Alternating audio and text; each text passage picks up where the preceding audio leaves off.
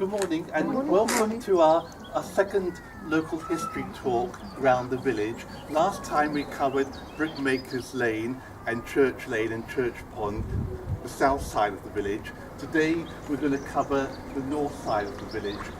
Go along St Vigor Way, the allotments, Hill Lane, cut across to New Road, then to the recreation ground and the pavilion, across the pavilion and back via Lower Moors Road and Colden Close. For those who weren't here last time, just a brief resume. The community centre, the foundation stone was laid in 1999 by Mike Wright, who was the former chairman of the Parish Council. This replaced the old Parish Hall along Main Road. There are three main rooms in the community centre. The Bert Stratton Room, the first one, named after a local gentleman who donated his stamp collection to the construction of the hall. The Patrick Moore Room, the well-known astronomer who passed away unfortunately this year. And there's also the Gloucester Hall, which was opened by the Duchess of Gloucester.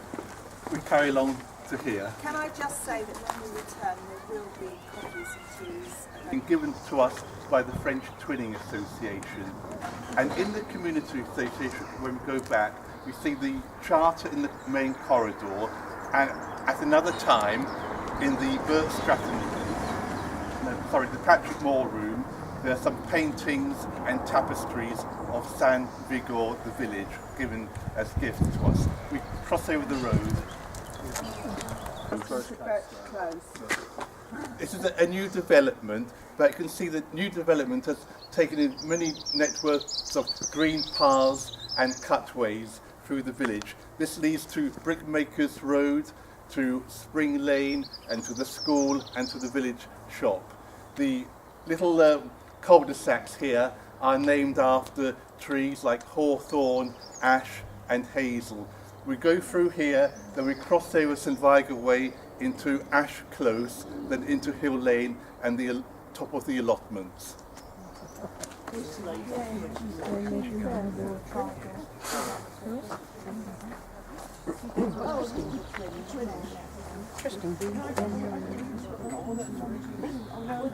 No, I didn't bring out.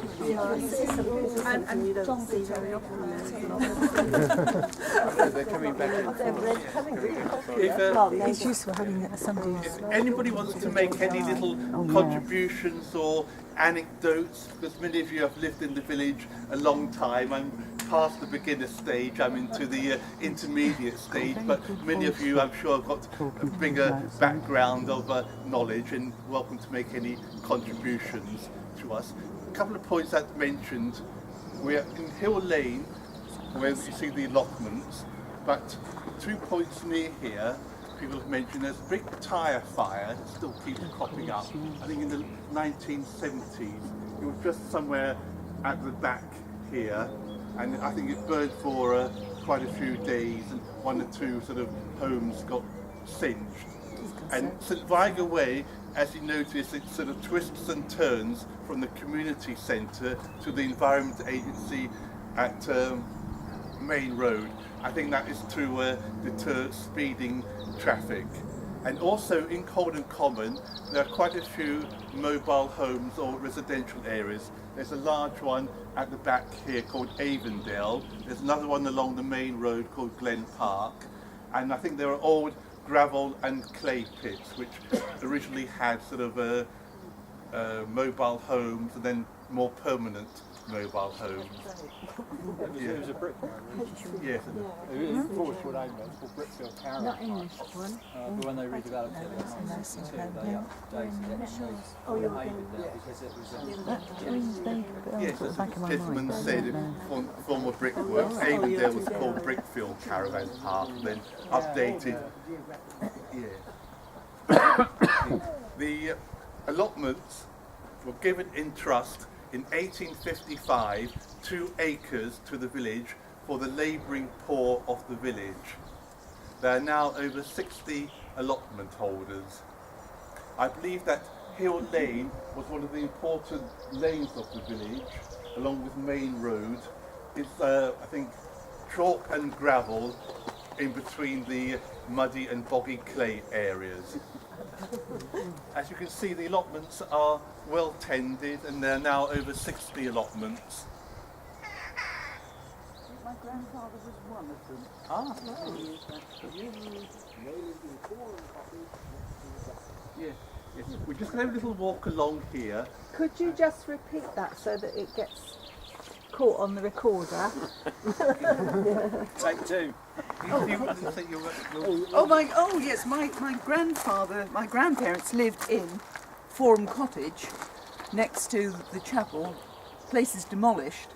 I have a terrible feeling that where they parked their car on the front there is where there was a well, and it was always said that if they brought a frog up in the bucket of water, then the water was good and wholesome. And Yes. what was their name? Their name was Dingley.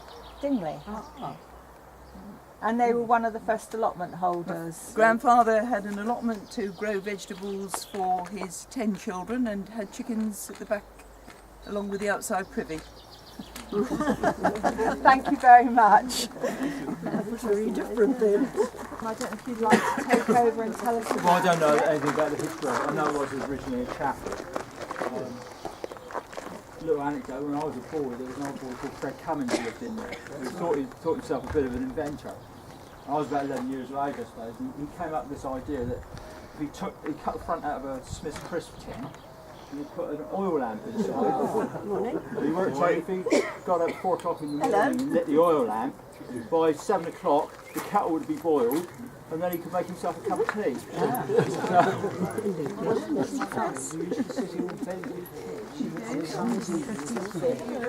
The main door was there.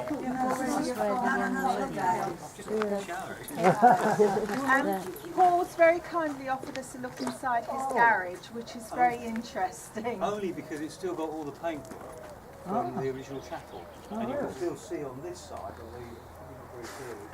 the arch window that's in the garage has been bricked in on the other side. So I'll get some keys and some shoes. Thank you very much. It's very kind of him, because I rang them at the weekend and they said they were very happy for us to stop and look at the cottage, but that they were going on holiday today. So we're very lucky that he's here, because we would have had to come back another time. We go across into the firehouse and the brown wall, where we believe the chapel was. That's where you keep the chapel. That window it's still going. It's arched over. Typical church shop. Yes, it is, yeah. So It's got a homemade diamond. I've no idea. No idea. I often wonder. Does anybody know? Tiny little chapel. Yes. Well, I don't know why it wouldn't have been Methodist. I would have thought Methodist. But the Methodist chapel as is now was Well, obviously it does have Yes. quite a bit of the old. there used to be lots of Yeah. I was Methodist. So this might have been Yes. yes. Behind Yes. is an extension through on here, and that's where the old schoolmaster used to live, in the little cottage next door. And the other story with that is Frank, who lives next door, was born in this house. And when he got married, his mother divided the garden, so he's lived on this plot of land for over 85 years. Never moved off it. Oh no. Yeah, this is the back No, of there's the another one cottage. next door down here, little chapel. Yes. Bedroom cottage there.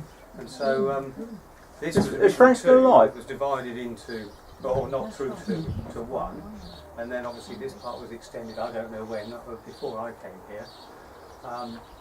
Also, where they were making the bricks, on some of the brickwork that's exposed in the house there, you've got small animal prints in the brick. And so you can see that. It's great for the grandchildren to see. Is Frank still alive? Yeah, he is, yeah. Really? We'll move out. You move forward. Strong, it's going strong. The timbers in the roof are particularly interesting. Past the caravan sites and the mobile home sites to Chichester Caravan. So it's another little greenway in the village. Along Hill Lane, we said there used to be a little network of older cottages and buildings, even a thatched cottage. And over the allotments, we often find clay pipes. There may have been a pub there. I think we come to the Rising Sun at the end. first mentioned in the 1871 census, but there's a pub called the Swan Inn before that, I believe. Yes, we'll carry along here.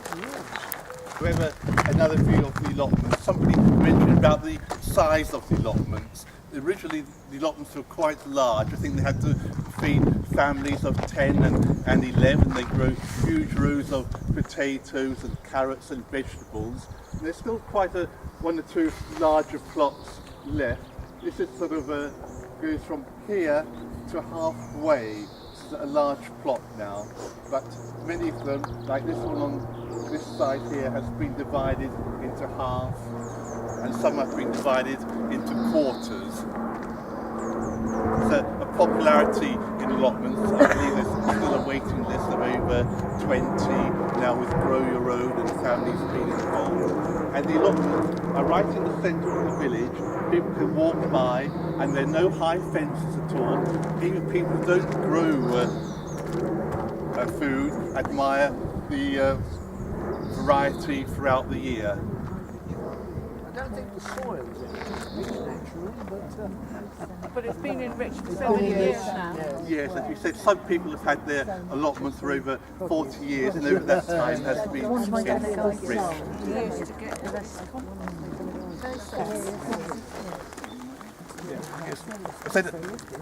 I mentioned along Hill Lane there's a variety of old cottages, little workshops. I believe there's a thatched cottage which was in that bungalow until the early 1970s. And Lilac Cottage, the white cottage behind us, this is one of the original buildings of the Hill Lane. I talked to the gentleman in there, and he's researched the deeds of the house, and I believe they date back to the early 1800s, some of the original timbers there. As a matter of interest, he's building a carved porch there of solid oak, and I believe there's going to be very little nails or joining things together, be very natural. And from Hill Lane, we can see the back of what's called Spring House, and also the old house of Spring House. It was called the Rosary. This is a photograph in the foyer of Spring House, in their lounge. I managed to obtain a copy of it. That was Captain Common. Yes, Captain Common, yes. If you pass that around for a minute. I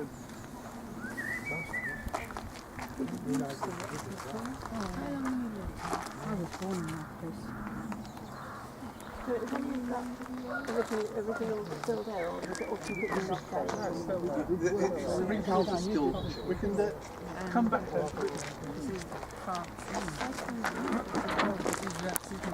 Way, Brickmakers Road, but along here, Spring Lane, New Road, Main Road, there are many Edwardian and Victorian villas, similar to say like Spring House, and they're built of red brick and have large gardens, and still quite a few remain. One or two have been sort of redeveloped into other houses. It still adds to the character of this end of the village. If we carry on. The picture of your house. Please, might be put on the spot. Yes, I know you're put on the Come on, spot. don't be shy. Right. So what I found out, it used to be the gardener's cottages for Brambridge House, which is the big house right over the far side. There's this one and the one behind, original silver story. And there used to be another cottage in that plot there, which used to run sideways. So hence why the front door all face this way and that front door face that way, because this lane was just a dirt track to the old sawmill. So everything used to run through footpaths and everything, and it was all garden land through there. Yes. Did you go get the deeds? Will it take more than a minute? Literally, I can go and get it. Yes, we've got time. In the 80s, and just before my time I came to the village. This was, I believe, an open space, and they built Fountain Court on it, 2 blocks of residential flats, and also along here these are fairly new developments as well. But There used to be a wall along here, yeah, probably about 4 foot high, and there was terrace. I can't remember, there was 3 or 4 cottages along there. And they're really, really old, sort of 2 up, 2 down places. And chalk was taken originally, what was in it from this corner? I don't know. I know sort of between the wars it was known as Hell Corner because they all used to go in the pub and get a few beers and come out here and have a bundle on the corner. So it was known as Hell Corner. Well, chalk, I believe, was originally taken from here by Twyford village, but the Colden Common people had the right to take it. So when the land came up for sale, there was quite an argument between the 2 villages as to actually who owned it. Well, that's And what the hold-up was. And yes, it went to court, I believe. There used to be a goat on this corner. That's right. A goat there. A goat, yes. Yes, that's right. Yes, a long time ago. This is quite useful recent history because it's since the 19th. I think I believe there are many springs along here. Before they improved the drainage, when I was walking along here, I could see when it rained heavily, the springs bubbling out of the drains. The river runs from the Chalk downs to the River Itchen below. Behind us we have the rising sun, Colden Common. It was first mentioned in the 1871 census, but before that was mentioned a pub called the Swan Inn before that. Maybe, yes. And just think of that place is called Fountain Court, again water, and some of the new homes opposite the Dunford's Garage. One is called Water House, I think I remember. Across the road is the Methodist Chapel. The date is 1866 when it was opened. And they've had a little extension on the side, and it's used as a playgroup and for many activities in the village. Trade of his stick. At one time, there's a little metal wall outside the sign showing so, and an old village chap, Jack Wicker, that used to run the butchers up there, was walking past one time and said he remembers doing his apprenticeship in that butcher's. And that would be in the 1920s or 30s, I guess. Is it correct that the houses along here, the old houses, were built well back? They've all got very, very long gardens because they were going to put the railway line through here. That's a story I've heard many times. Opposite Spring House, so the gardens are set very well. Yes, the gardens were really long. They were built well back because there was a branch line going to go from Bishop to join up with the neighbours. Yes. Yeah. We're going to carry along this little cutway, again avoiding the roads, into New Road. Steam lorry shops, steam lorries. If you want to... John, can you turn around and tell it to the camera? Yeah, the area on New Road here, there used to be some big black buildings there until probably the 1950s. I think there was a Winchester Rural District Council used them for storing their steam lorries in. I've never seen the steam lorries, but I've heard stories of them. Okay. This is New Road.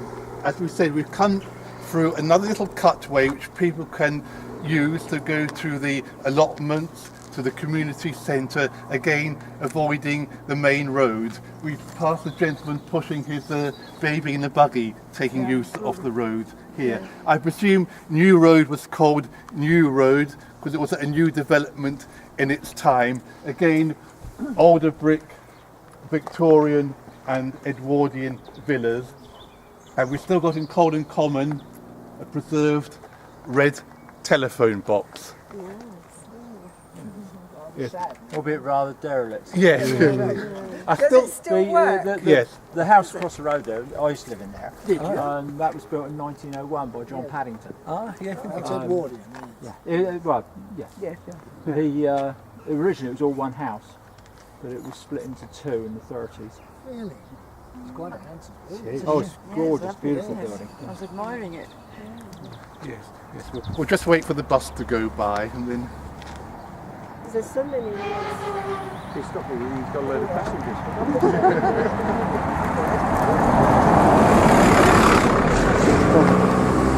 What's Seeing another little cut way to go through to the recreation grounds. But again, there's a lovely two red brick Victorian and Edwardian houses, and further along used to be a larger one called St Kilda, which I think has been very sympathetically developed into smaller developed houses.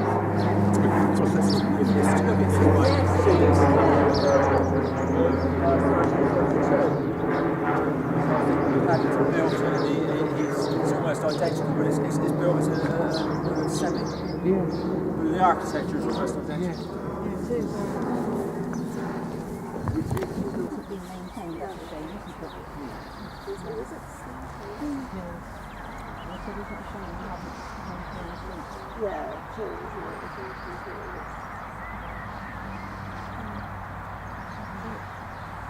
Another one on the other side.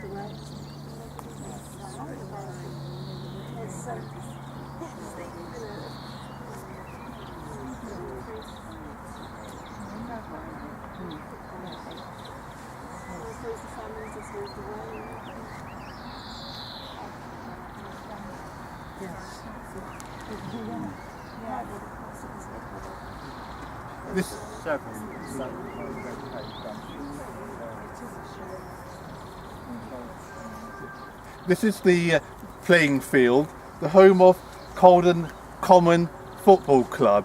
I believe it's quite a successful local club. At the moment they're playing what's called the Hampshire Premier League.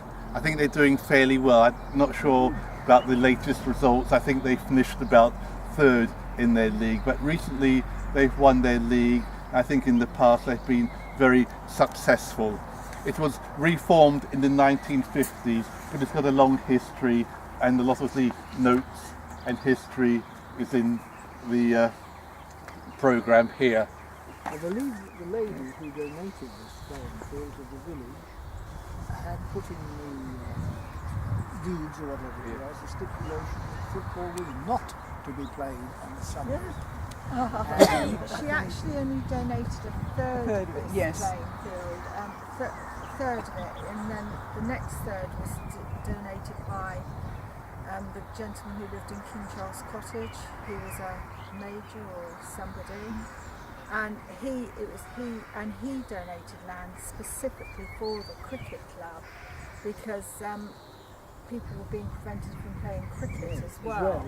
And then of course the Parish Council bought the last bit, but this was originally, the trust was originally owned by Holy Trinity. Holy Trinity held the trust, but then I think in about 1940 something they really couldn't cope with it any longer, and it was handed over to the Parish Council, who then bought the last bit. Cows used to graze on that bit down there.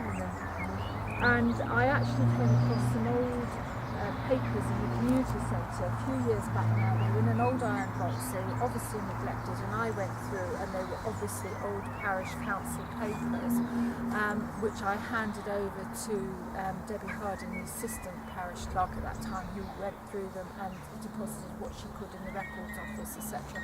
But I came across a letter written towards the end of the Second World War by a P.C. Blake, who had come down to the community centre and found three lads, he said, playing football, contravening the bylaws. And one of them actually said that he didn't know about the bylaw, in spite of there being a notice there, because he'd just come back from the war. So, a very young soldier. Well, when I was at Colden Common Primary School in the 50s, we were allowed to play cricket out here, but we weren't allowed to play football. No. Football was very recent as far as this, in the history of this recreational ground. Foul language, the foul language. This lady took exception to. Facilities have improved here. There is a floodlit tennis court, which I believe is very popular. And there are one or two seats here. The seat behind us, I think Steve Mills was a Southampton footballer who played for England and unfortunately passed away at quite a young age. We go across to the pavilion, which is owned by the Parish Council, and when we go and vote for elections, if you're on this side of the village, you can go into the pavilion and see all the memorabilia and the flag and the pennants of the football club and the overseas voyages and tournaments. We go across to the pavilion now. The main road is quite busy. That main road used to be the centre of the village with many shops, activities and businesses. We'll just sort of go through them briefly. Like along this side, there's a row of cottages. There's Yew Tree Cottage, King Charles's cottage. Is that where King Charles, escaping in the Civil War, stayed? Maybe not. He stayed in a lot of places. An awful lot of places. Well, if you're on the run, you had a new home every night. And then there's the malt house. Malt used to be an old brewing. Many people used to use their front room to brew up some beer. Then the old house at home, which is now Rim Jim's. I think it's got quite a long history, the old house at home.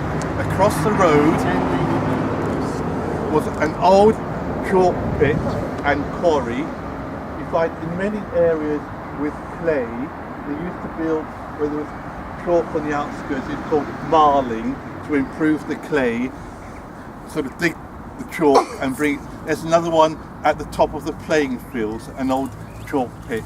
And there are two old cottages by the chalk pit. I believe there used to be a lecturer from Winchester College or Winchester College of Art who used to do amateur theatrical productions in the summer in the chalk pit. One of those is very well maintained, and you see the bricks, the others are not so well maintained. Across the road there's a lovely field in the summer full of wildflowers with the old oak tree. There's a couple of very old cottages, 1850s or something, and then there's the Black Horse pub. I got a photograph of the Black Horse in 1908 if you want to pass that round. I think it's mentioned in the deeds in the census in 1861. It's a very old pub, and next to it was the village stores and the old post office. Again, Nick has got a copy for us which I can pass around. Can I just say that this picture is the front of a postcard, and a lady came into the centre one day and asked, she had these postcards and she asked, did we know anything about the Francis family, which of course we did, but the postcard, on the back it was written, it was obviously to one of the Francis family at that time, to his young lady who lived in Winchester, and he obviously subsequently married her because it was found in her possessions after she died. But he had talked about coming over to see him on the Sunday, and would she bring a pail because the dappies were in full bloom, and they'd pick a pail of dappies for her to take home for her mother. Because Mr. Francis used to give film shows, didn't he? Yeah, well, this would predate that Jack Francis. This would be older than that. Yeah, Archie. So, and as you can see, it was a butcher's, it was a general shop. I'll pass If it you look round. at the photograph, you And see the the number building's on been the card extended. is number 4. So we don't know if you had 4 the cards. dentist area in the series, but I would imagine a you later had extension. 4, at least 4. Well, no, it's still flush at the front, but it was L-shaped originally. But if you sort of go back over the other side of the road, you can see quite clearly the extension. After, like not before the post office, and I don't know who ran it before the Scotts, but Roy Scott ran the post office. Trevor, his son, of course, runs Scandor, and following them it was the Paws. At the time I came to the village in 1996. There's an old guy called Mr. Hicks ran it. Mr. Hicks. Is that before the Scotts? Yeah, I would say Scots pottery went in there about 1957 or 8. But Mr. Hicks was there prior to that. Wasn't it Mr. No, we've seen it. We've seen it, Heather. It's got to go back. Do you remember Mr. Hicks? Yeah, but wasn't there Mr. Pond before that? Oh yes, I remember. Have I got the wrong name? It was a very, very gentlemanly old man who had a tobacconist in Southgate Street. And he had been there. I don't know about that. Oh, I can remember Mr. Hicks being there. Right, I'll have to. Because he's died now because I saw it in the paper a while ago. So I can't go and ask him. Because do you remember the little red books? Yeah. Yeah, it had a little red challenge book. Yeah. And you would go down. Mum used to fill out what she wanted. I used to take the book down. Yeah. And A lady with a van Mrs. Butcher. used to come round with it. Yeah, used to come round with the van and deliver the groceries. Then you go once a month and settle up your account. That's right. The left hand shot. And Maureen, you can enlighten us. There's another name in the village. There's a seat dedicated to her, a Mrs. Money, who owned a shop along. I met her. She was in the village when I first moved in. Anne would know her because she used to come to WI. She had these fantastic stories about going up in an aeroplane and standing on the wing. She's quite a daredevil. But I was talking to Pat Phillips, who's another old village family, and she said that Mrs. Money had, as well as having sweets, she had a knitting section and she had cubicles, and there was knitting wool for lots and lots of ladies in the village, and they would go in and they would actually sit there and knit, and she would keep their wool until they could afford to buy the next lot, and it was a real old-fashioned community centre. Yes. Her husband Tom used to be the manager of W.H. Smith's on Shawford Station. Right, yeah. Then he decided to open his own shop. Yeah. Further along, there's an interesting row of cottages. There's one with slate front, and then we've got an old house called the Cop, which is now gone, and there's a yard called Francis Yard. Luckily, the name is still preserved as Francis Yard, but there are many sort of the name Francis, and he was a builder who sort of built lots of the properties in the village. And besides Francis Yard, there's the site of the old Parish Hall, which was opened in 1910. As the Colden Common grew a bit bigger, they wanted an independence from Twyford Hall, and it was under the guidance of the local vicar, and they built the Parish Hall. It was used during the Second World War as a canteen and had a little extension, and I'm sure quite a few of you remember amateur dramatic productions in there and many other events. Going across, and there's also an old village firm called Dunford's Yard, which I believe half of it is up for sale for development now. I think they're going to retain the front for car sales. Across the road there's the village garage, which is still in operation, and also a series, you see the end of them here, of red brick and Victorian villas. We're going now. Heather would like to say something about the village garage, Heather?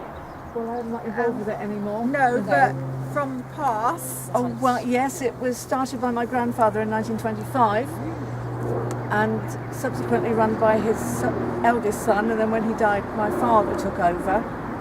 And when my father died, well, it was let when my father retired, and then when my father died, I sold it, unfortunately. And, yeah, and I was going to say, John, if you'd like to say something about Colden Common Farm. Well, yes, we had the farm between the manor house and the nursery. My grandfather originally owned the manor house, which he sold in 1915 when he got married. We had the farm there, which was just over 100 acres. My aunt then owned the house next door to the nursery. My grandfather also owned the nursery. My aunt owned the house next door, and she owned what is now the Glen Caravan Park and the field next to it, which we always knew as the Common, right up to opposite Church Lane. So sort of that side of the road from Dunford Yard. In fact, Alfie Dunford bought the land where Dunford Yard is from my grandfather. So from Spring Lane to Church Lane on that side of the road was owned by the Boys family. But I'm afraid during the Boys family. Boys family. But during the Depression, grandfather had to sell off a lot of the property to avoid going bankrupt because people were going bankrupt around him owing him so much money. Yeah. We're going to make our way back now by the community centre across here to Orchard Close. This will be our last little stop. Somebody mentioned a new road. You know, we're taking the path from Spring Lane to New Road, and walking along New Road we went to another path to the recreation ground, but there's another path from here to the back of New Road via the car park. There's another little way you can take to the allotments and to the shops. Here we have Orchard Close. As you see, the name is a former orchard built of houses, flats, I believe in the 1960s. Here is Lower Moors Road. We've got Upper Moors Road in the village, association with Twyford Moors. Again, this part of the village, Edwardian and Victorian red brick villas. That home, is it Sunrise, looks very similar to some of the homes, buildings in New Road. Yeah. Across the road here we have Colden Close. Bungalows for older people. They were built in the 1970s on, I believe, an old gravel pit, and before there were prefabs there. In the village history they got the name Colverdene as that medieval name. They got the manor of Colverdene doing some tithes or paying some taxes. I would like to thank everybody who's come on the walk this morning. It's been a lovely morning and the weather's been kind. And I say, people who drive along the main road don't really realise what lies behind the main road. And I think the ambience of little networks, the greenery, the pathways, and the built up the fabric of the village. We've got the old parish hall over that side, but now we've got the new community centre, we've got the playing field, we've got the cricket pitches, and it makes such a lovely and nice place to live.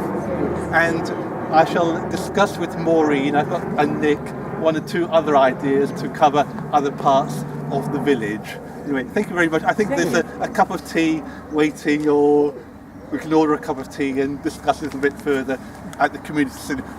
Well, some of you have to carry on. So thank you very much, and we'll maybe see you another time. I'll be in touch. Okay.